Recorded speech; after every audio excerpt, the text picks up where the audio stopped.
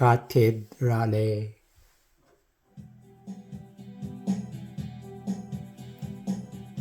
ስምዑኒ ኢላ ካቴድራሌ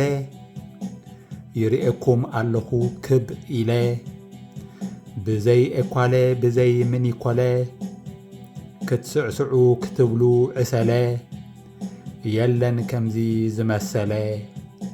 ክንደይ ውራይ ዝለዓለ ፍሬኡ ክኸውን ዝበሰለ ኣይተስግሉ ደወል እንዳተደወለ ንኣምላኽ ኣመስግኑ ንኹሉ ዝፈጠረ ሰብ ልቡ ኣይጥፍእ እንዳነጠረ ከም ኣብ ሳዕስዒት ተሓንበለ ኣብ ናብራ ድማ በሉ እንተሓላለ እንደላለ ኣይንፈላለ ይነግረኩም ኣለኹ ዓው ኢለ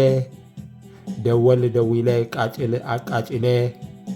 ፍቕሪ ስኒት ሰላም ሓዚለ ፍቕሪ ስኒት ሰላም ሓዙ ኢለ